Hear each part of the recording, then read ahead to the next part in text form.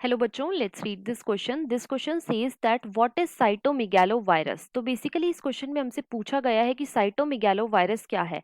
अब अगर इस क्वेश्चन के मैं की कॉन्सेप्ट की बात करूं तो इस क्वेश्चन का जो की कॉन्सेप्ट है वो है बच्चों साइटोमेगालोवायरस।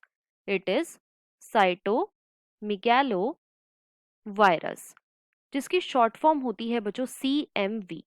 साइटोमेगालोवायरस क्या है? ये एक वायरस का जीनस है जो कि बिलोंग करता है फैमिली हर्पीस वायरस विरिडी को। It belongs to family herpes virus viridae को, राइट। अब जो साइटोमेगालोवायरस का नेचुरल होस्ट है वो है बच्चों human and monkey. It is human and monkey, right. और अभी तक साइटोमेगालोवायरस जीनस की 11 स्पीशीज जो हैं वो डिस्कवर हो चुकी हैं। 11 स्पीशीज आर डिस्कवर्ड, राइट। अब देखो जो जेनेटिक मटेरियल है किसका?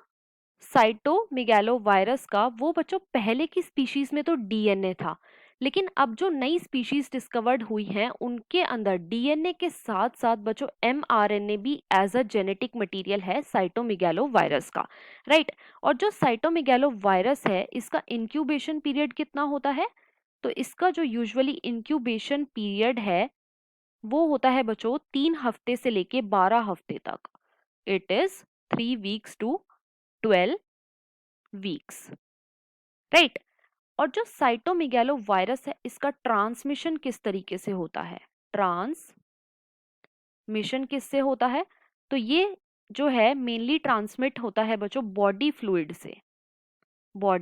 से, जैसे कि सलाइवा हो गया, ब्लड हो गया, राइट, टीयर्स हो गए, सीमेन हो गया, या फिर ब्रेस्ट मिल्क के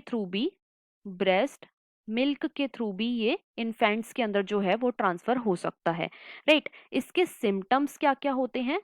तो अगर मैं साइटोमेगालोवायरस से जो पर्सन इन्फेक्टेड है उसके सिम्टम्स की बात करूं तो बच्चों इसके मेन सिम्टम होते हैं फीवर, फैटीग और सोर थ्रोट।